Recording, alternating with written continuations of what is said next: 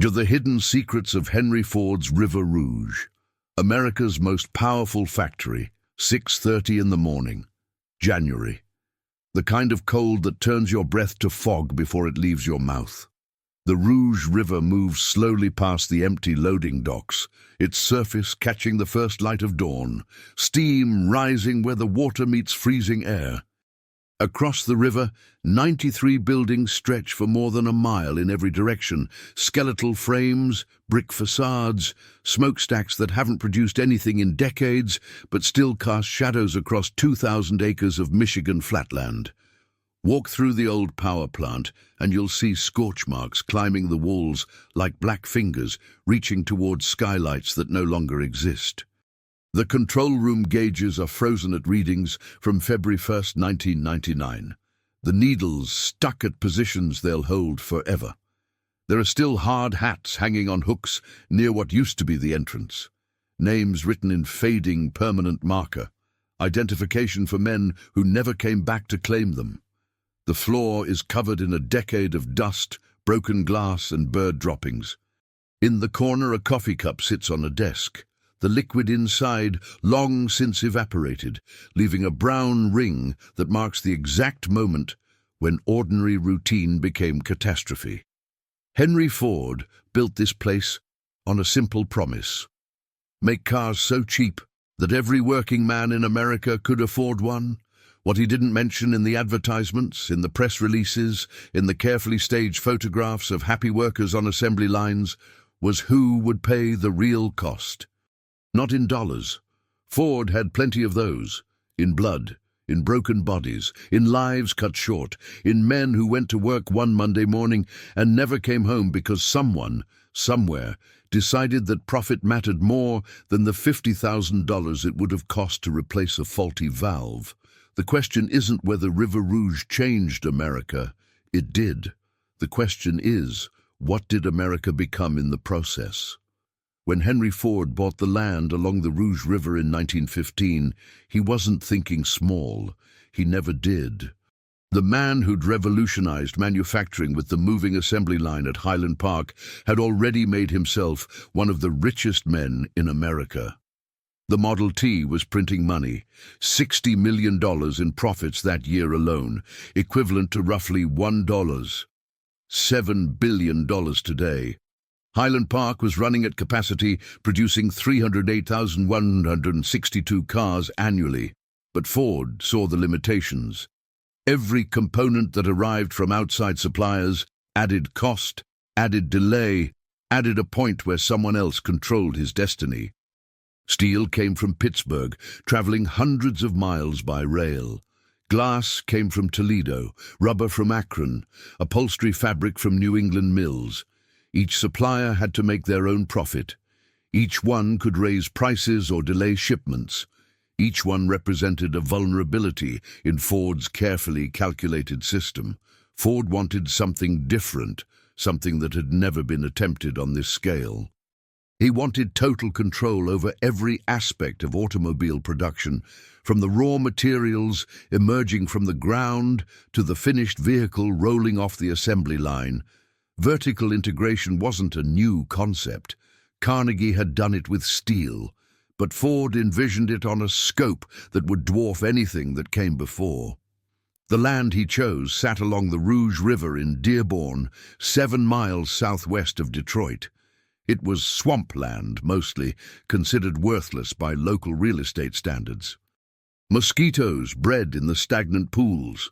The soil was soft clay that wouldn't support heavy structures without extensive foundation work. But Ford saw past these problems to the advantages: direct access to water transportation via the Rouge River and the Detroit River, which connected to the Great Lakes, and thus to his iron ore mines in Minnesota and his timber forests in Michigan's Upper Peninsula. Rail lines already ran nearby, connecting to every major American city. The land was cheap precisely because everyone else thought it was useless. Ford bought 2,000 acres for about $1. $5 million. A bargain that would prove to be one of the shrewdest real estate purchases in American industrial history. The vision was vertical integration taken to its logical, almost absurd extreme. Iron ore would arrive by freighter from Ford-owned mines in the Mesabi Range, coal from Ford-owned mines in Kentucky and West Virginia, limestone from Ford-owned quarries across Michigan, timber from Ford-owned forests, sand for glass from Ford-owned deposits, rubber from Ford's experimental plantations in Brazil. Raw materials would enter at one end of the complex, finished automobiles would roll out the other. No middlemen, no negotiations, no dependencies. It was industrial self-sufficiency on a scale that had never been attempted. A factory that would function as its own ecosystem, consuming raw materials and excreting finished products without ever relying on the outside world for anything except labor. Construction began in 1917, in the middle of the First World War, possibly the worst time imaginable to undertake a massive building project. Steel was scarce and expensive, commandeered for military production. Labor was tight, with able-bodied men enlisting or being drafted. Costs were skyrocketing. Ford didn't care. He had cash reserves that most companies could only dream of, and he intended to spend them. Over the next decade, he would pour $250 million into River Rouge, roughly $4 billion in today's currency. For comparison, the Empire State Building, completed in 1931, cost $41 million. Ford spent 6 times that amount building a factory. The scale of what emerged over the next 11 years defied easy comprehension. The B building alone, which housed the steel mill, stretched 1,100 feet long, longer than 3 football fields placed end to end. Its roof rose 8 stories high, supported by massive steel trusses that were themselves engineering marvels. The building could process 2,500 tons of steel per day, taking molten iron from the blast furnaces and transforming it into sheets, bars, and structural components. The noise inside was so intense that workers couldn't communicate except through hand signals. The heat in summer made the space almost uninhabitable. Temperatures regularly exceeded 110 degrees, and men passed out from heat exhaustion with such regularity that the company stationed medical staff permanently on site. The glass plant occupied its own dedicated building, a structure designed by Albert Kahn, with walls that were themselves mostly glass, a window factory made of windows. The irony wasn't lost on workers, who noted that while they labored in buildings with expensive climate control, the company couldn't be bothered to fix broken windows in the factory housing where many of them lived. The glass plant could produce 5 million square feet of automotive glass annually, running 24 hours a day in 3 8-hour shifts. The process required perfect temperature control and split-second timing. Molten glass had to be poured, shaped, annealed, and cooled according to precise specifications. A mistake meant starting over, and starting over meant falling behind quotas, and falling behind quotas meant foremen asking questions, and foremen asking questions meant someone was about to lose their job. The foundry consumed 2,500 tons of iron ore daily, feeding blast furnaces that ran at temperatures exceeding 3,000 degrees Fahrenheit. These furnaces never shut down. Stopping and restarting them was too expensive and too time-consuming. They ran continuously for months, sometimes years, requiring constant feeding of ore, coal, and limestone.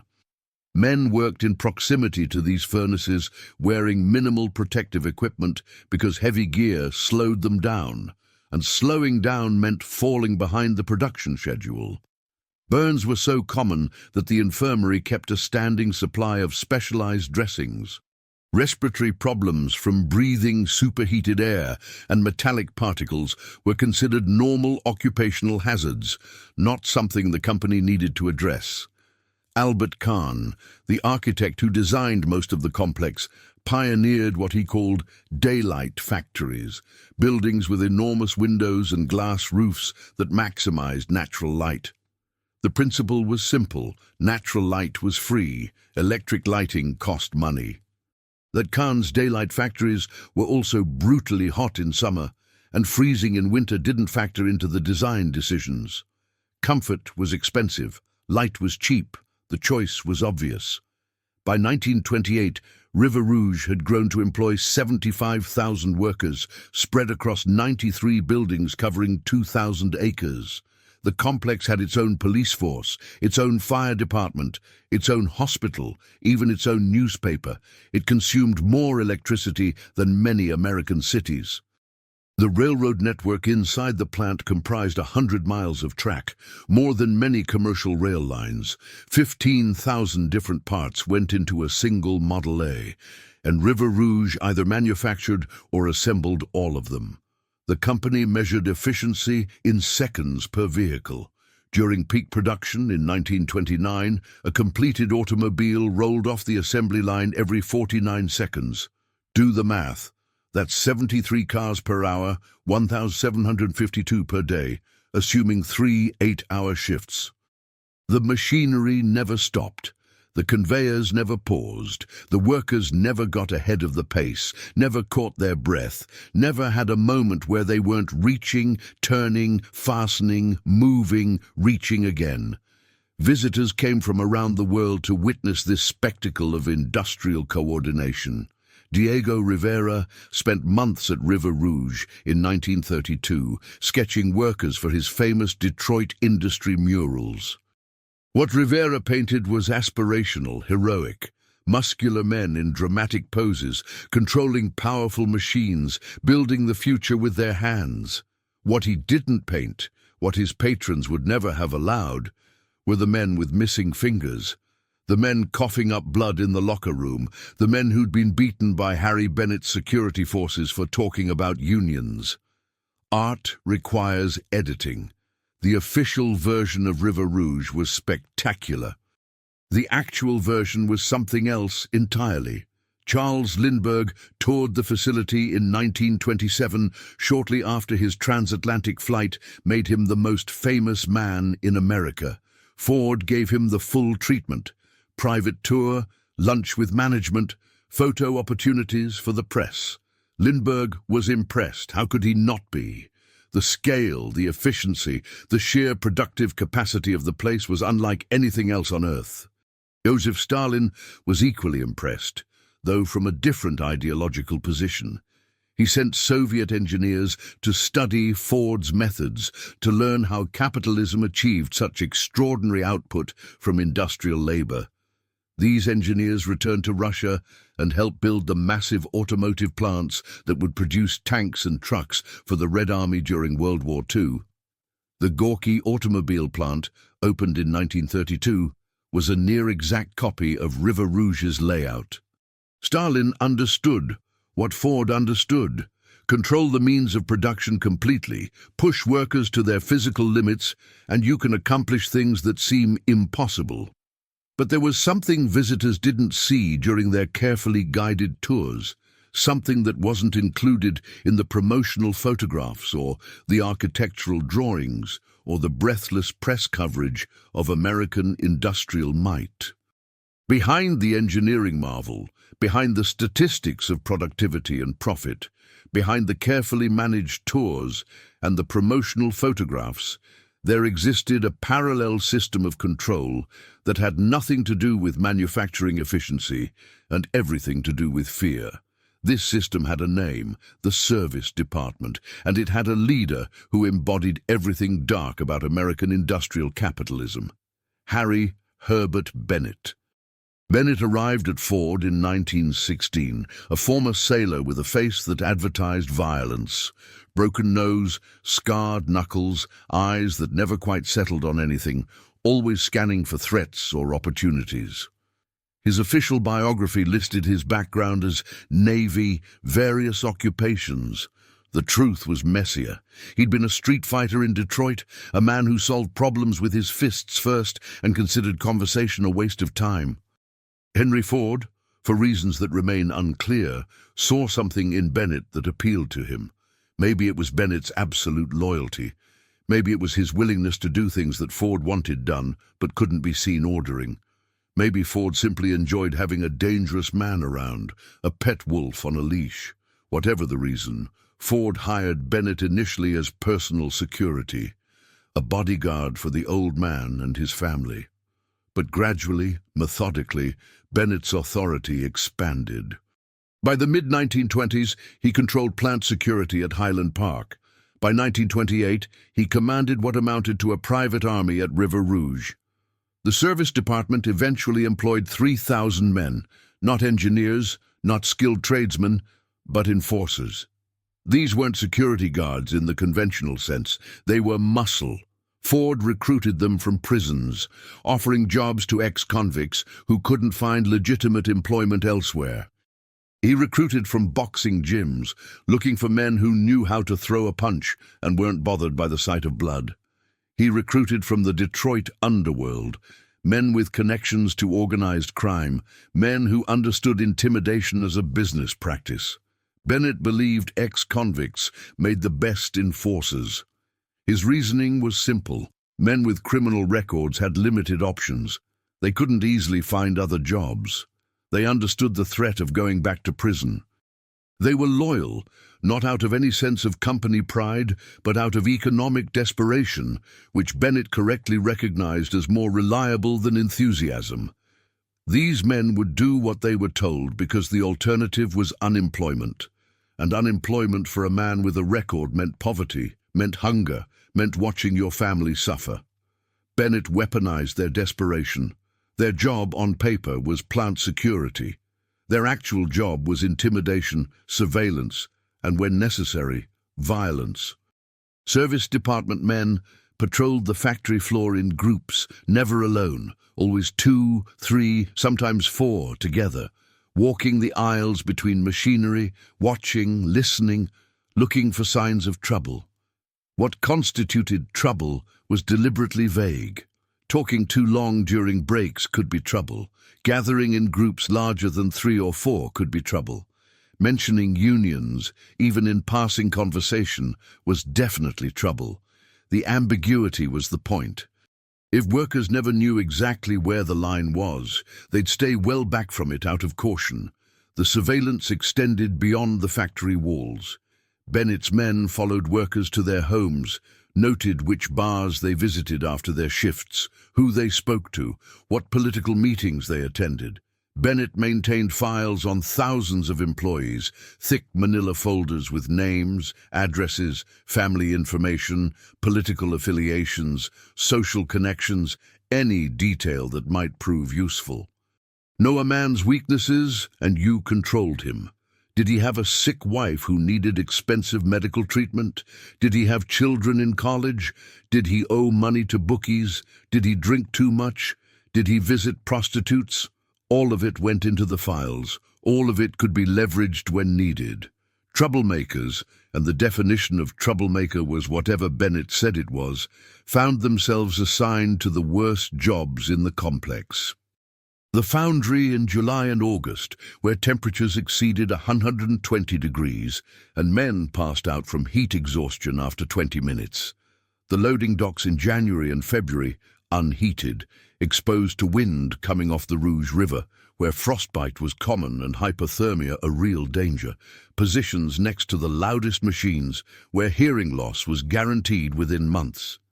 Positions near the most dangerous equipment, where injuries were frequent and disability insurance was minimal. Refuse these assignments and you'd be fired for insubordination.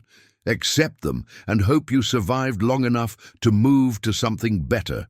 Push back too hard, complain too loudly, try to organize your fellow workers, and you'd simply disappear from the payroll.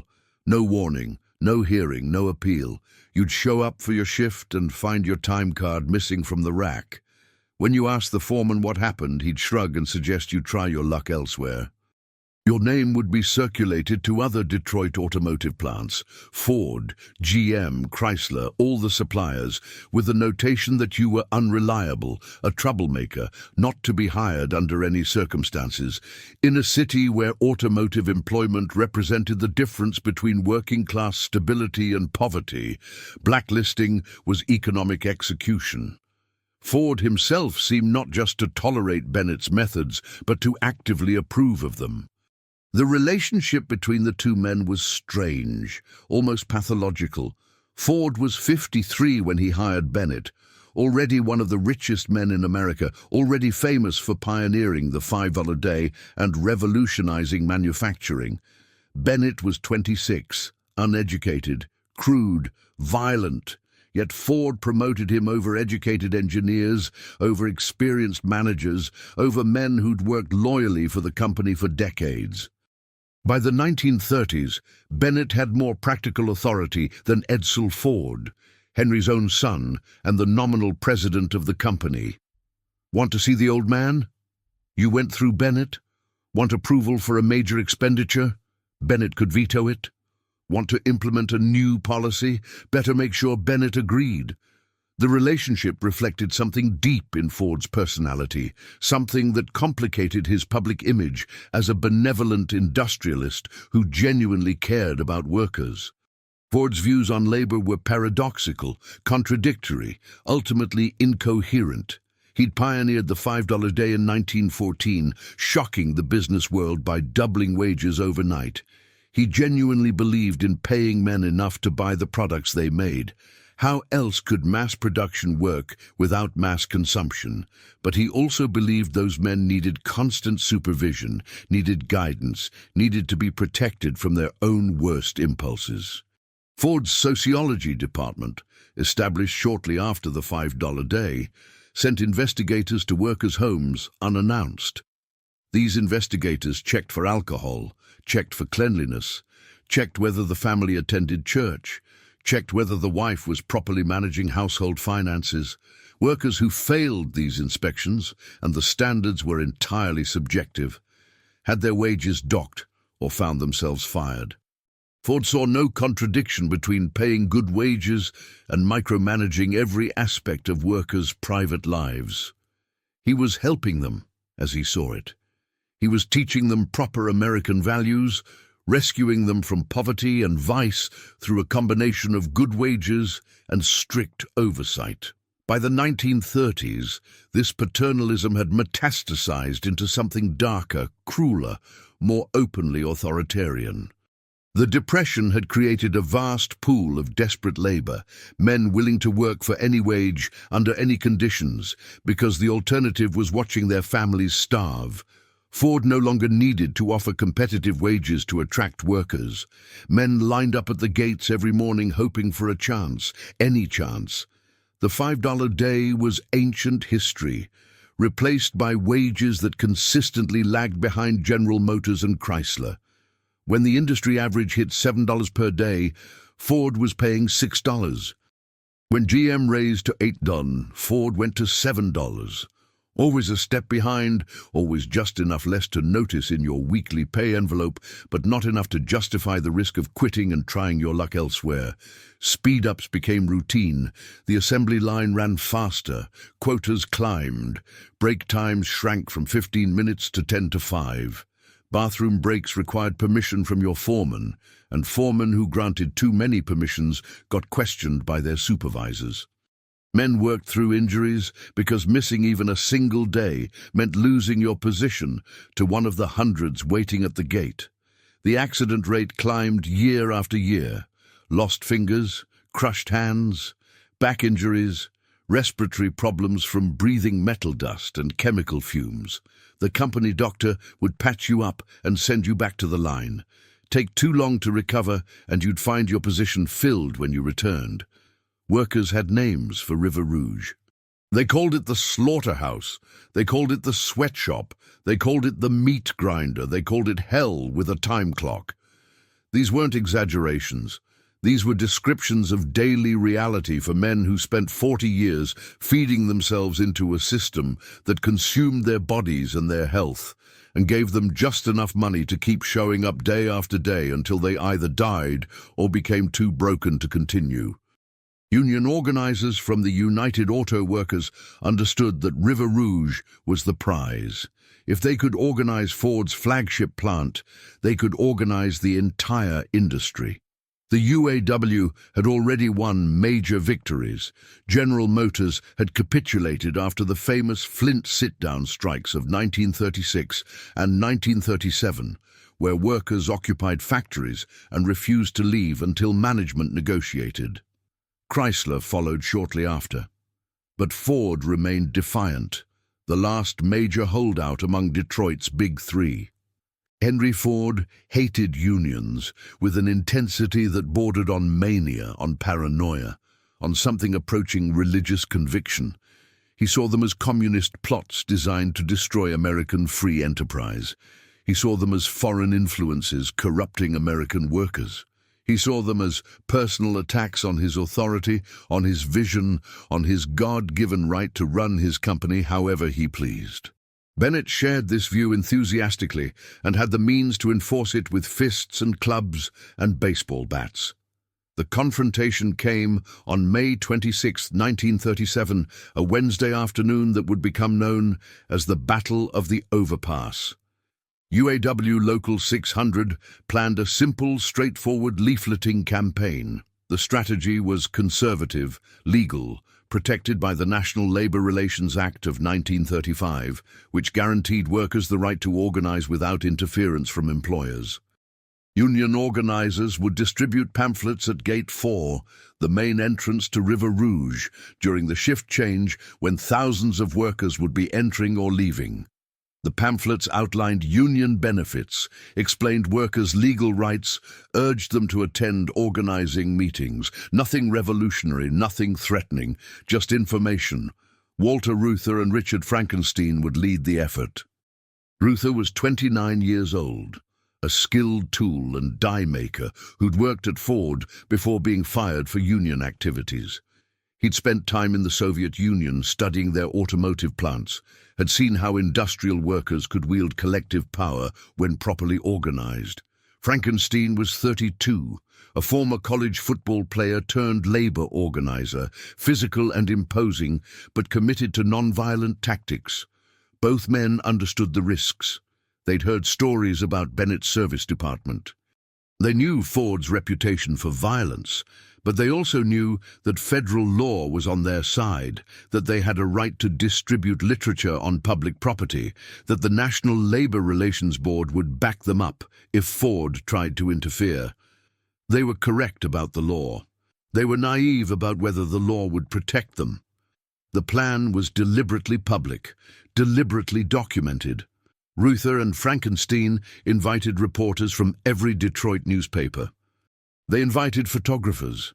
They wanted witnesses, wanted documentation, wanted evidence that this was a peaceful, legal demonstration. If Bennett's men interfered, if Ford violated the National Labor Relations Act, the union would have proof. The photographs would tell the story. Public opinion would shift in their favor. It was a smart strategy, carefully considered, methodically planned. What they didn't anticipate was that Bennett didn't care about public opinion, didn't care about federal law, didn't care about photographs or witnesses or consequences. Bennett cared about sending a message, and messages written in blood tend to be remembered longer than pamphlets. The overpass at Gate 4 was a steel and concrete structure spanning Miller Road, connecting the main plant to the parking lots. Technically, legally, the overpass was Ford property, but the public used it constantly. Workers walked across it every day. The legal status was ambiguous enough that the UAW believed they had a right to be there, that distributing pamphlets on what appeared to be a public pedestrian bridge was protected activity. Bennett's men were waiting. 40, maybe 50 of them, possibly more. Witnesses gave conflicting numbers, but everyone agreed there were a lot. They wore work clothes identical to what regular Ford employees wore, deliberate camouflage so they'd blend in with the crowd. They positioned themselves strategically around the overpass, some near the stairs, some mixed in with workers crossing the bridge, some standing in small groups nearby, casual, almost invisible until the moment came. Reuther and Frankenstein arrived around 2 p.m. with about a dozen other union organizers. Photographers from the Detroit News and the Detroit Free Press were already set up, cameras ready. The plan was simple: hand out pamphlets, smile for the cameras, demonstrate that workers had support, that organization was possible, that Ford couldn't intimidate everyone.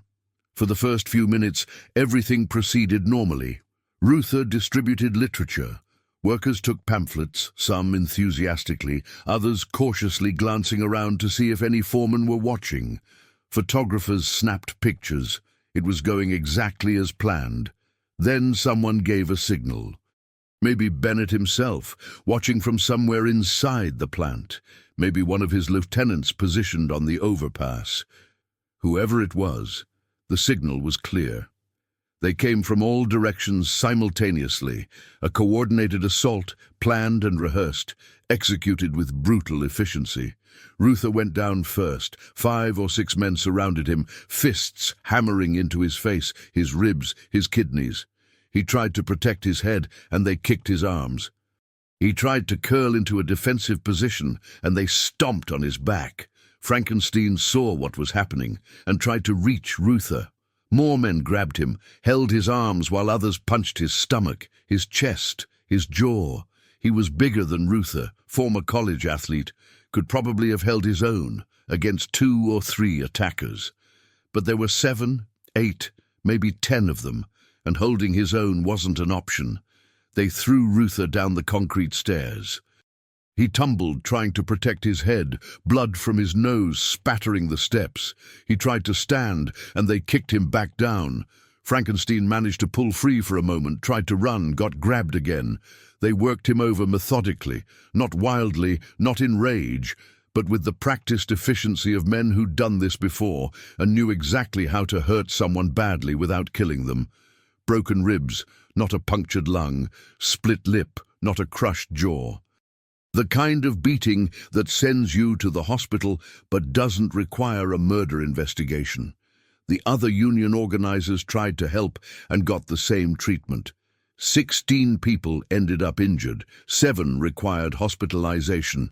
Some of the women distributing pamphlets got shoved down the stairs. One photographer had his camera smashed. Another managed to keep shooting, capturing images that would run on front pages across America. Reuther being thrown downstairs, blood running down his face.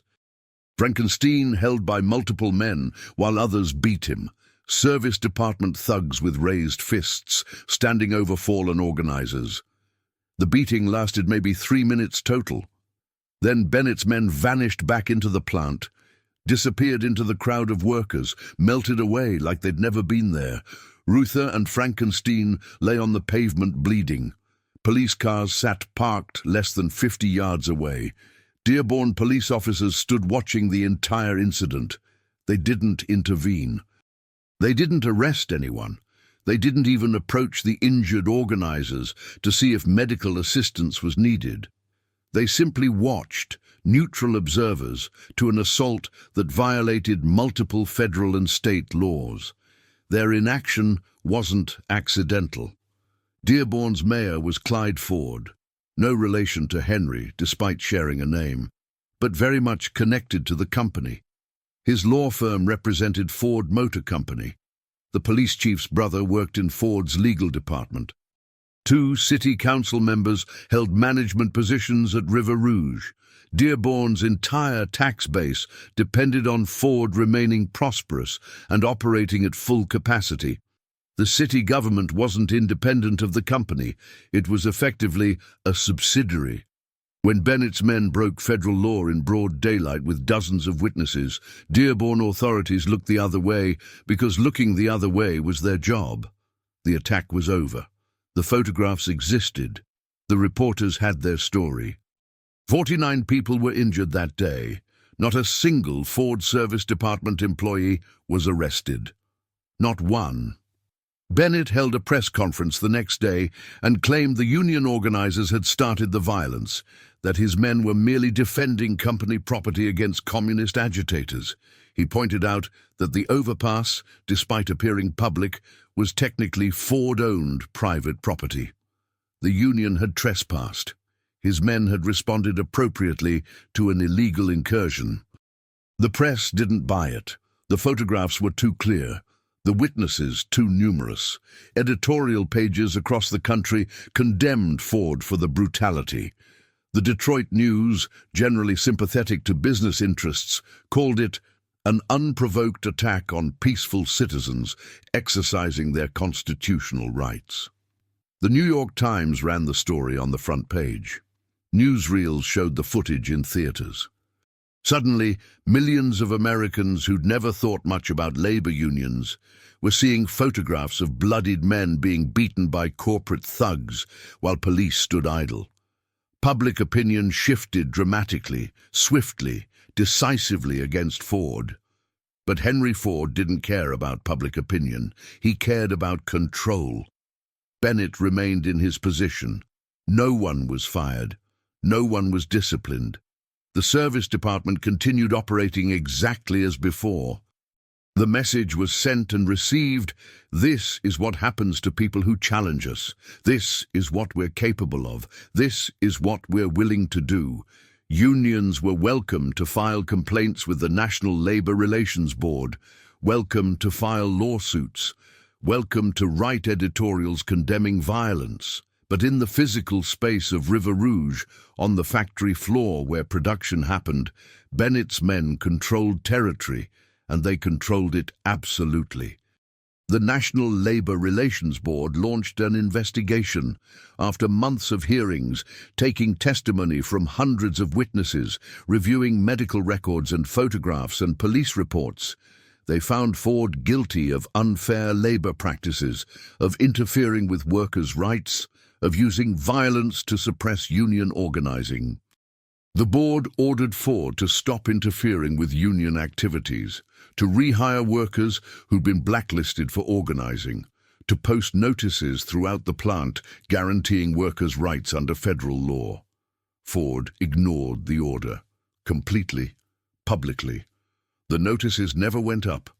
The blacklisted workers weren't rehired. Union organizing remained dangerous. The NLRB had no enforcement mechanism beyond court orders, and Ford's lawyers were very good at delaying court orders, appealing court orders, finding procedural technicalities that bought more time. Time was all Ford needed.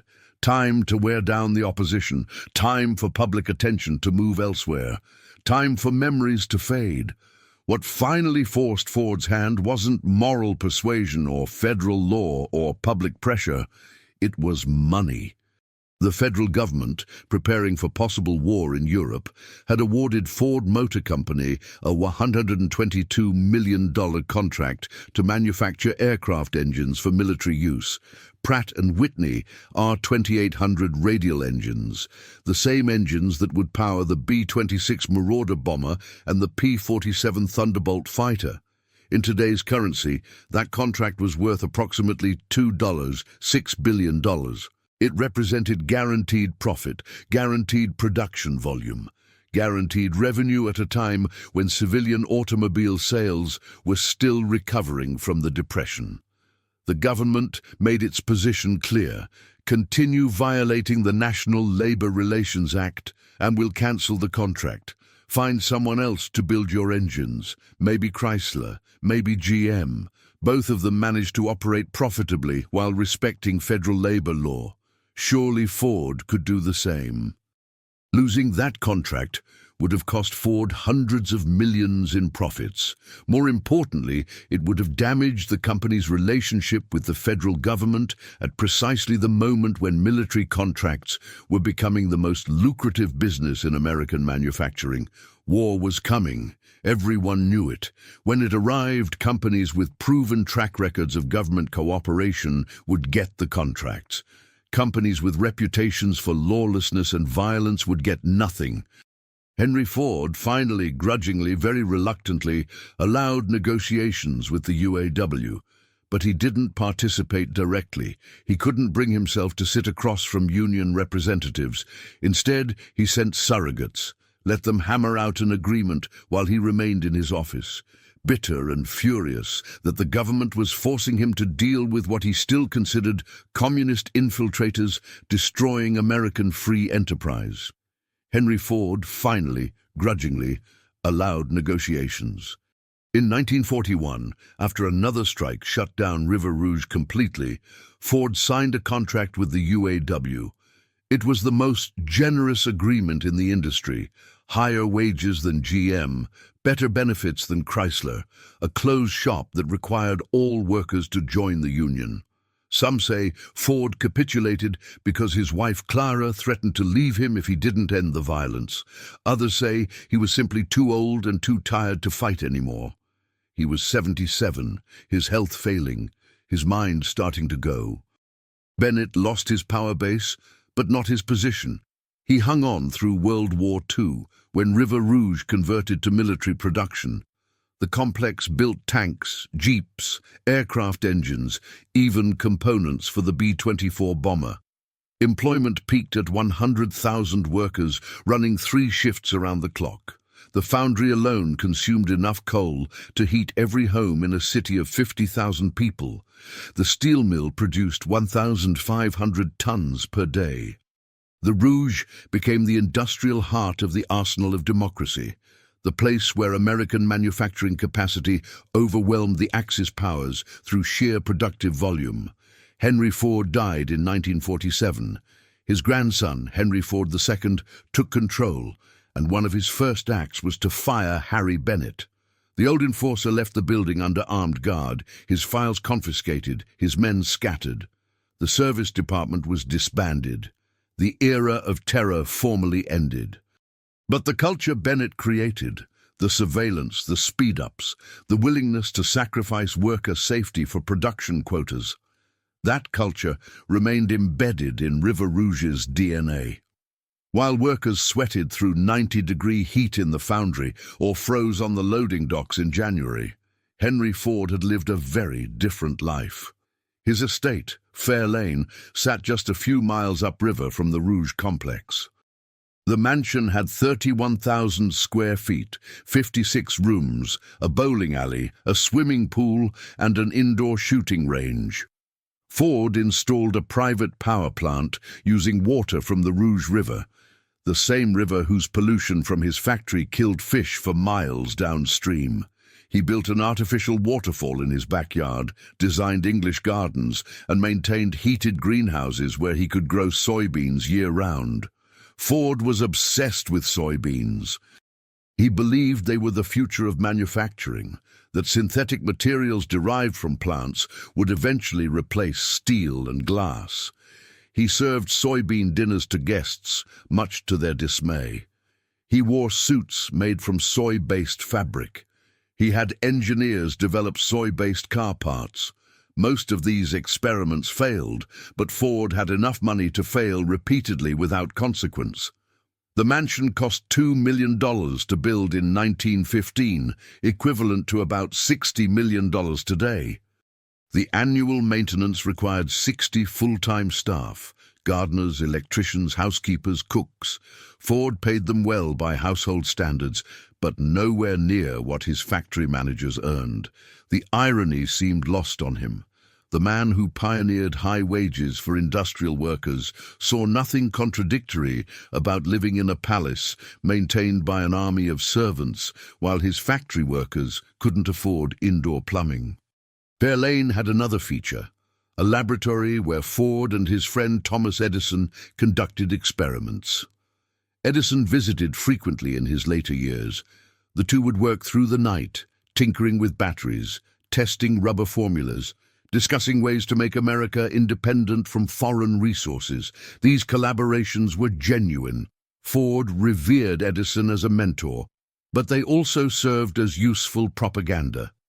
Ford cultivated his image as a visionary inventor rather than what he'd actually become, an industrialist whose wealth came from other men's labor.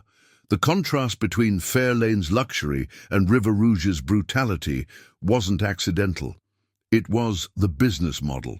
Ford calculated that paying workers $6 per day instead of $7 saved the company $5 million annually across 75,000 employees.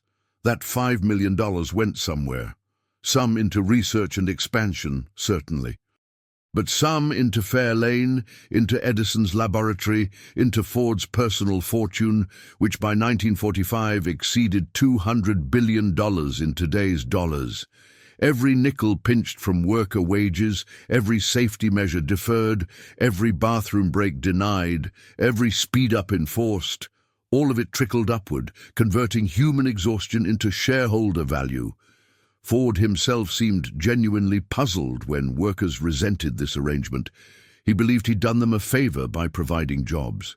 He'd given them employment, hadn't he? He'd built Detroit into an industrial powerhouse. What more did they want? This blind spot, this inability to see that security, dignity, and fair treatment might matter as much as a paycheck, defined Ford's relationship with labor for his entire career. After World War II, River Rouge entered a long, slow decline. The complex had been built for an era of vertical integration, but that era was ending. Modern manufacturing favored specialization. Buying steel from a dedicated mill was cheaper than making it yourself. The Rouge's blast furnaces, once cutting edge, became obsolete as newer technologies emerged. The glass plant closed in 1959, the tire plant in 1960. The steel operations limped along, but never recovered their wartime productivity. Employment dropped from 100,000 in 1945 to 65,000 in 1950 to 40,000 by 1960. The buildings, massive and expensive to maintain, started to deteriorate. Roofs leaked. Windows broke and went unrepaired. Equipment aged out but wasn't replaced. The UAW fought to preserve jobs but couldn't stop the economic logic that made River Rouge increasingly uncompetitive. Ford was still profitable, enormously so, but the profits now came from new, more efficient plants in other states, where labor was cheaper and unions weaker. The power plant, the complex's literal and symbolic heart, should have been shut down and rebuilt in the 1970s. Engineers knew the systems were outdated. Safety reports documented problems with the steam boilers, the gas lines, the electrical systems. But modernization would have required shutting down production for months, costing hundreds of millions in lost revenue. Management decided to patch and pray, to squeeze a few more years from equipment that should have been retired. This decision, like so many before it, prioritized short-term savings over long-term safety. And like so many before it, workers would pay the price. February 1st, 1999, another cold morning in Dearborn. The power plant was running near capacity, feeding steam and electricity to the rest of the complex. 6 men were on duty in the boiler room: Thomas Milmeen, 44, Michael Ryder, 46, Kenrick Johnson, 52, Gregory Rhymes, 44, Kenneth Gutowski, 39, and Robert Moreno, 49. They were checking gauges, monitoring pressures, doing the routine maintenance that kept the ancient systems functioning. At 1:20 p.m., natural gas began leaking from a failed valve. The gas accumulated in a confined space, mixing with air, reaching the concentration where any spark would ignite it. The explosion came at 1:35 p.m. Witnesses 3 miles away felt the shockwave. The boiler room ceiling collapsed, walls buckled outward, a fireball rolled through the building, consuming everything combustible. The 6 men died instantly: Milmeen, Ryder, Johnson, Rhymes, Gutowski, Moreno. 14 others suffered third-degree burns. The blast destroyed half the power plant and knocked out electricity to the entire Rouge complex. 7,000 workers evacuated. Production stopped for weeks. The investigation revealed what everyone already suspected. The gas valve that failed had been flagged in safety reports going back to 1996. The reports recommended replacement.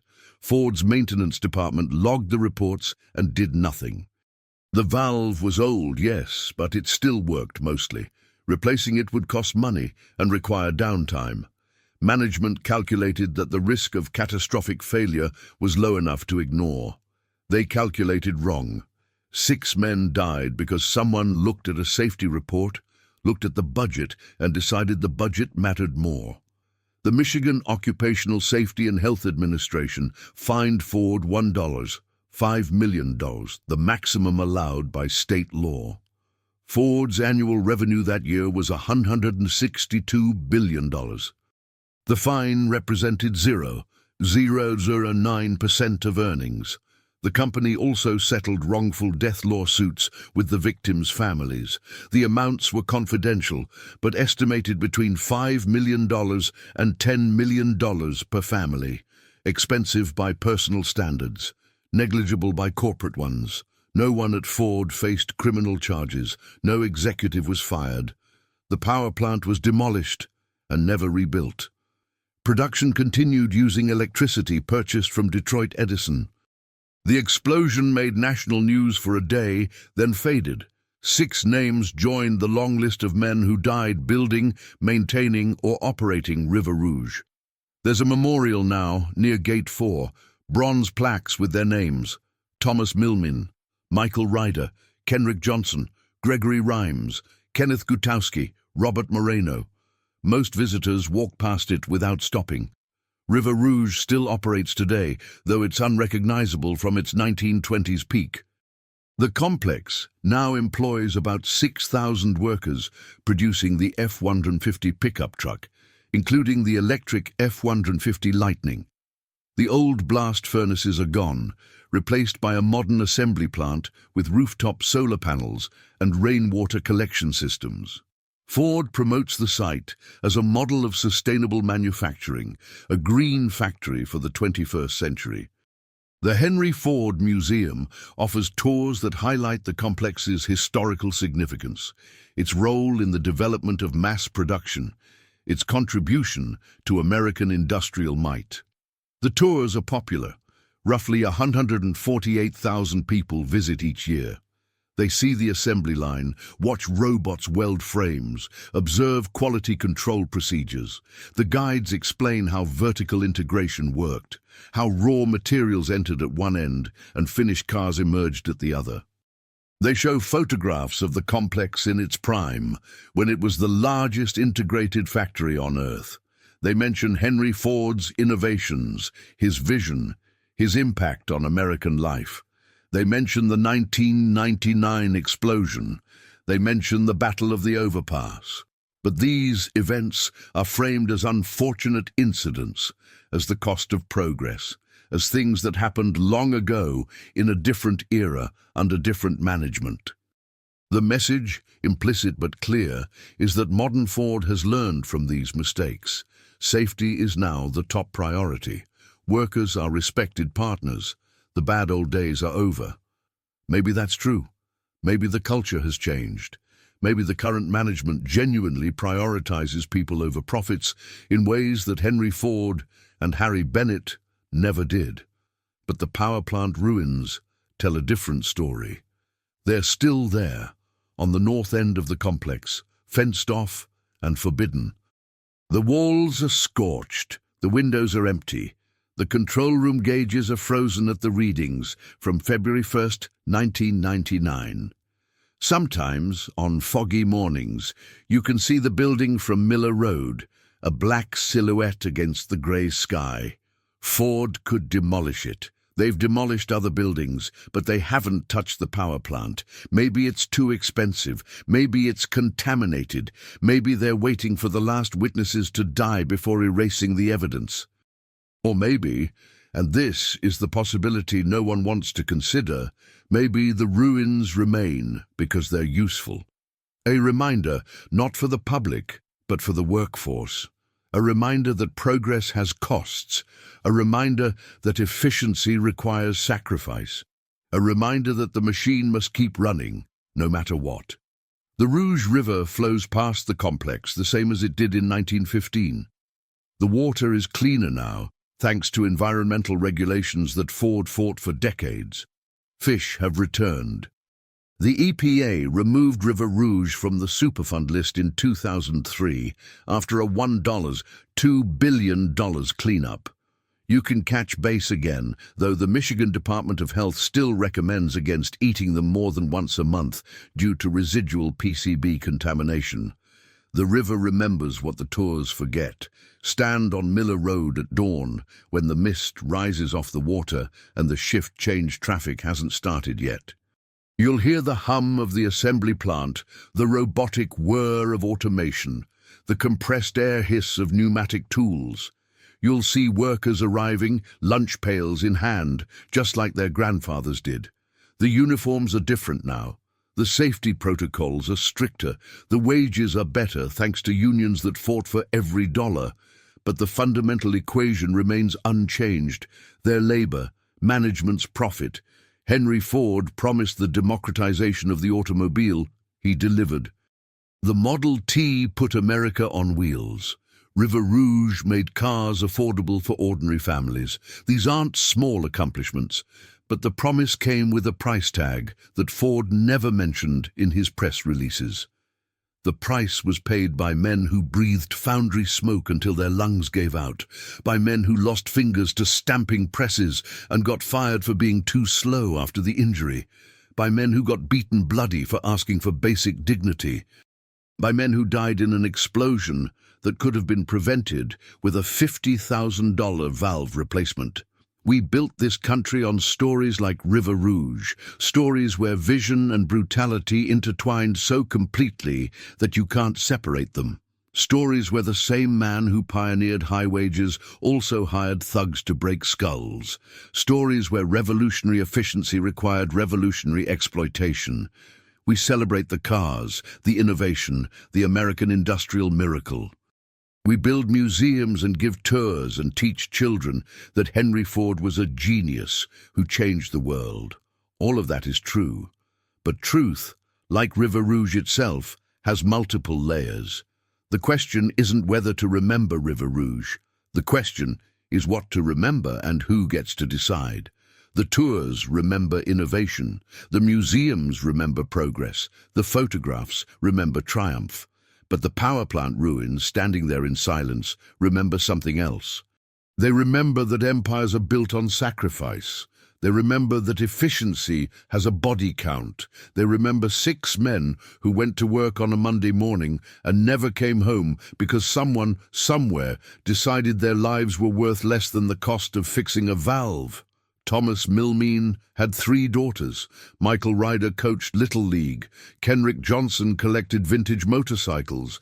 Gregory Rhymes was 6 months from retirement. Kenneth Gutowski had just bought his first house. Robert Moreno played guitar at his church every Sunday. These details don't appear in Ford's annual reports or in the museum exhibits. These details are inconvenient, messy, human. They complicate the story of American industrial achievement by insisting that achievement had names and faces and families who still carry the absence decades later. River Rouge produced 15 million vehicles between 1928 and 1941. It employed 100,000 workers at its peak. It generated billions in profit. It won wars. It mobilized a nation. It made Henry Ford one of the richest men in human history, and it asked in return only this, that we not look too closely at the price. But the price is always there. You can see it in the power plant ruins. You can read it in the safety reports that went ignored.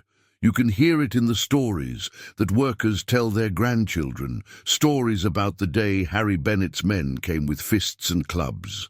You can find it in the memorial plaques near Gate 4, 6 names that most people walk past without stopping. The Rouge River still flows, the assembly plant still builds trucks, the tours still run, and somewhere in a corporate office, someone is looking at a safety report, looking at a budget, calculating whether the risk is worth the savings. The calculation never really ends. It just moves to the next valve, the next corner to cut, the next generation of workers who will discover, like every generation before them, that progress always costs more than the brochures admit. So when you see an F-150 on the highway, or when you read about Ford's commitment to sustainable manufacturing, or when you visit the museum and marvel at the scale of American industrial achievement, Remember, everything you're looking at was built by someone. Built by people with names and families and lives that mattered just as much as Henry Ford's, even if history remembers them differently. The trucks are real. The innovation is real. The American manufacturing miracle is real. But so are Thomas Milmine and Michael Ryder and Kenrick Johnson and Gregory Rhymes and Kenneth Gutowski and Robert Moreno. So are the men who got beaten on the overpass. So are the thousands who went deaf from the noise, who developed lung disease from the smoke, who died at 55 instead of 75 because 40 years in the foundry takes a toll that no pension can repay. Their sacrifice didn't make them heroes.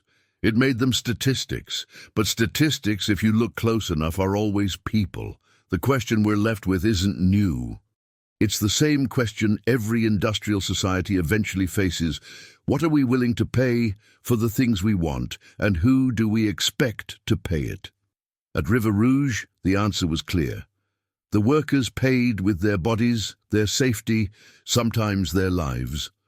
Management paid nothing except a lawsuit settlement when things got messy enough to require public relations management. The shareholders paid nothing except attention to quarterly earnings reports.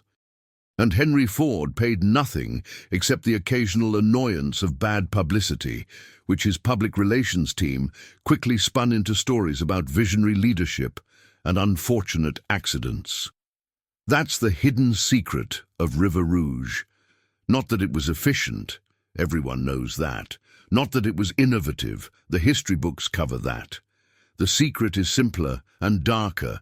It worked because the people who bore the costs had no choice and no voice, while the people who reaped the benefits had both. That was the real innovation Henry Ford pioneered, not the assembly line, not vertical integration. The innovation was finding the exact point where you could push human beings until they broke, and then pushing just a little bit harder because there were always more workers at the gate. The power plant ruins stand as testament to that innovation. They're the only honest monument River Rouge has. A building that killed 6 men because maintaining it properly would have hurt this quarter's profit margin. Ford could tear it down, clean it up, erase the evidence. They haven't. Maybe they can't afford to. Maybe it's too contaminated. Or maybe they know that the ruins serve a purpose. They remind anyone paying attention that the machine is more important than the operators, that production must continue regardless of human cost, that 6 lives are worth less than the paperwork required to investigate who made the decision to ignore the safety reports. Walk through Dearborn today, and you'll see the legacy of Henry Ford everywhere. The hospital bears his name. The museum bears his name. The community college bears his name. Fair Lane is preserved as a historic site where tourists can admire the waterfall and the gardens and the laboratory where Ford and Edison changed the world. The city owes its existence to River Rouge, and it never forgets. Every mayor, every city council member, every business leader understands that Dearborn prospers when Ford prospers. The tax revenue, the jobs, the prestige, all of it flows from that 2,000-acre complex where steel still turns into trucks. But there's another Dearborn that exists alongside the official one. It's the Dearborn of retired workers who cough through the night because 40 years of foundry smoke destroyed their lungs. It's the Dearborn of widows whose husbands died at 56 from heart disease, brought on by decades of physical stress.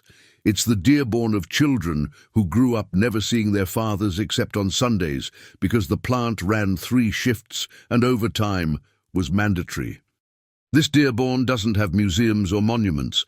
It has medical bills and early funerals and stories passed down through generations about what it really cost to build the American dream. The Rouge River connects these 2 Dearborns. It starts clean up in the Oakland County suburbs, a pleasant little stream.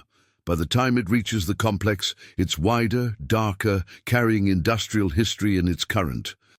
Downstream from the plant, even after decades of cleanup, the sediment tells the story. Layers of PCBs, layers of lead, layers of industrial runoff that represent specific years, specific production runs, specific decisions to dump waste rather than properly dispose of it. The EPA says the water is safe now, the fish are returning, children can play on the banks again. But dig down 6 feet and you'll find the truth preserved in chemical form. This is what progress looked like when no one was watching. Henry Ford is dead. Harry Bennett is dead. The men they beat and exploited are mostly dead. The generation that worked the line during World War II is almost gone. The direct witnesses to River Rouge's worst years are disappearing. Soon all that will remain are the official histories, the museum exhibits, the tours that explain how vertical integration revolutionized manufacturing.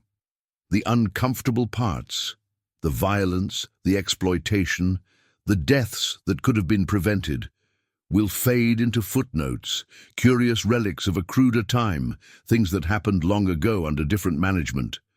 But the power plant ruins remain, silent, scorched, empty. A building that killed 6 men because someone decided profit mattered more than safety, and then discovered too late that they'd calculated wrong. The ruins can't speak, but they don't need to. Their message is clear to anyone willing to listen. This is what happens when human beings become inputs in a production equation, when safety is a cost to be minimized, when workers are replaceable but profits are sacred. Ford Motor Company is worth roughly $40 billion today. It pays dividends to shareholders. It invests in electric vehicles. It promotes sustainability and worker safety and corporate social responsibility. All of that is real and important and represents genuine progress from the Harry Bennett era. But it's also true that 6 men died because a corporation decided not to spend money on a valve. Both things are true simultaneously. The company can be both better than it was and still fundamentally committed to the same equation that Henry Ford pioneered. Extract maximum value from human labor at minimum cost. The tours don't mention this. The museum doesn't explore it. The official histories skip past it quickly, eager to return to stories of innovation and achievement. But stand in front of those power plant ruins long enough and you'll understand. This is the monument that matters. Not Fair Lane with its gardens and its laboratory. Not the museum with its restored Model Ts. Not the assembly plant with its solar panels and its sustainability certifications. The ruins matter because they're honest. They show us what American industrial capitalism actually looks like when you strip away the public relations and the museum curation and the carefully managed tours.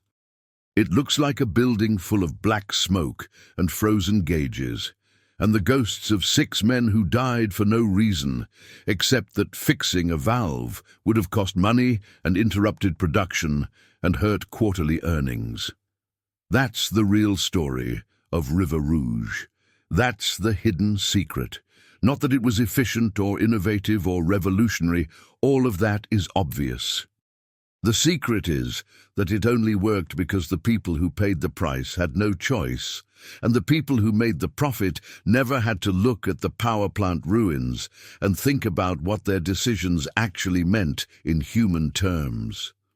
The F-150s keep rolling off the line, the tours keep running, the shareholders keep collecting dividends, the river keeps flowing, and the ruins keep standing. 6 stories of scorched concrete and broken windows, and silence waiting for someone to ask the question that makes everyone uncomfortable. If this was the cost of building America's most powerful factory, what's the cost of keeping it running?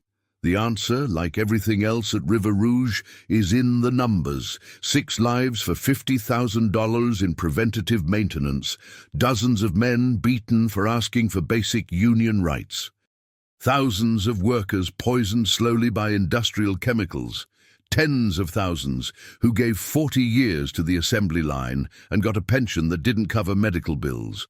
And one man, Henry Ford, who died with a fortune of $200 billion, while the workers who built that fortune struggled to pay rent. Those are the numbers that matter. Those are the numbers the tours skip. Those are the numbers that explain why the power plant ruins still stand, unfixed and unforgotten, a monument to the real cost of American progress. Not the cost in dollars. Ford has plenty of those. The cost in people. The cost in names like Thomas Milmine and Michael Ryder and Kenrick Johnson and Gregory Rhymes and Kenneth Gutowski and Robert Moreno. Names that would be forgotten entirely, except that someone, somewhere, insisted on putting them on a bronze plaque near Gate 4. Walk past that plaque next time you're in Dearborn. Stop for a moment, read the names, think about what they represent. Not tragedy, not accident, not unavoidable cost. They represent a choice. Someone chose not to fix a valve. Someone chose profit over safety. Someone chose to believe that these 6 lives mattered less than maintaining production schedules.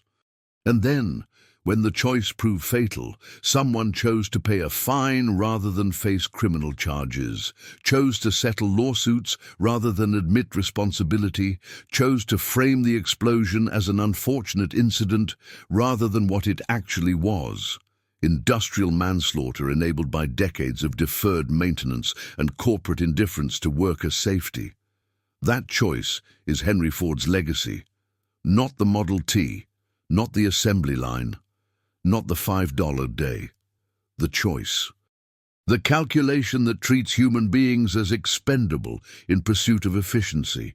The willingness to tolerate blood on the factory floor as long as the cars keep moving. That's what River Rouge taught American manufacturing. That's what the power plant ruins remind us. That's what we celebrate, even when we pretend we're celebrating something else.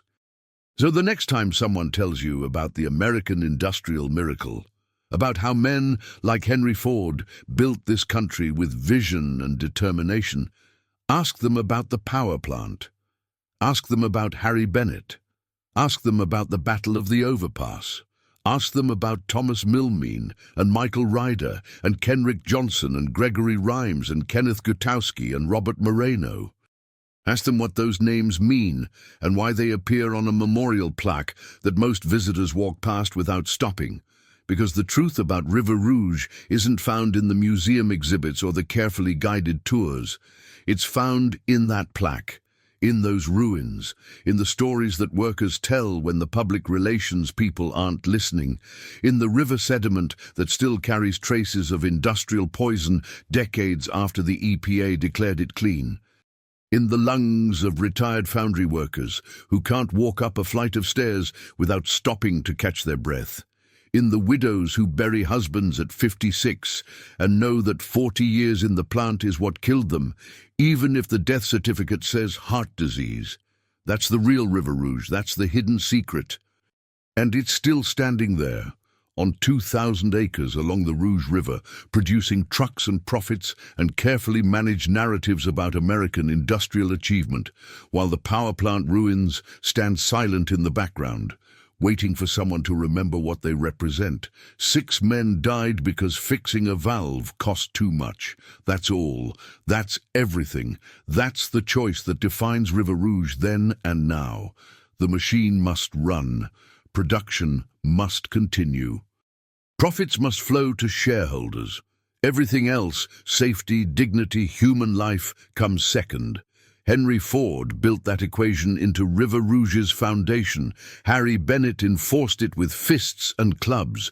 Modern management preserves it with sustainability initiatives and public relations campaigns that never quite acknowledge what's actually being sustained. The fundamental belief that workers exist to serve capital, not the other way around. The tours end at the gift shop. You can buy a Model T replica. You can buy a coffee mug with Henry Ford's face. You can buy a book about industrial innovation. But you can't buy the truth, because the truth isn't for sale. The truth is out back, in the ruins, in the memorial plaque. in the sediment of the river that flows past the complex, carrying a century of industrial poison downstream, where someone else's children will have to deal with it. Welcome to River Rouge. Watch your step, mind the gaps, stay with the group. Don't wander off toward the power plant. We wouldn't want anyone to see something they shouldn't, to ask questions that make us uncomfortable, to wonder whether the price of American industrial achievement was worth what we paid, and more importantly, who we expected to pay it. Those questions belong in the ruins, with the smoke stains and the frozen gauges and the 6 names on a bronze plaque that history would prefer to forget. But the ruins remember. The river remembers. And somewhere in Dearborn, someone who lost a father or a husband or a brother to River Rouge remembers too. They remember that progress has a cost, that efficiency requires sacrifice, and that the people who celebrate the achievement rarely pay the price. The machine keeps running, the tours keep selling tickets, the dividends keep paying shareholders. And the power plant ruins keep standing. A monument to the 6 men who died there and the thousands who died before them, all in service of the same promise, that America would have the most powerful factory on earth, no matter what it cost, no matter who paid, no matter how many bodies got buried under the foundation of progress. That's the hidden secret of River Rouge. Not that it was powerful, everyone knows that. That it was built on sacrifice, maintained through exploitation, and celebrated despite the cost. 6 men, 1 valve, $50,000, 1 decision. The rest is history, or at least the version of history that fits in a museum exhibit. The real history is still burning in those ruins, waiting for someone to stop long enough to read the names on the memorial plaque and ask the question that changes everything. Was it worth it?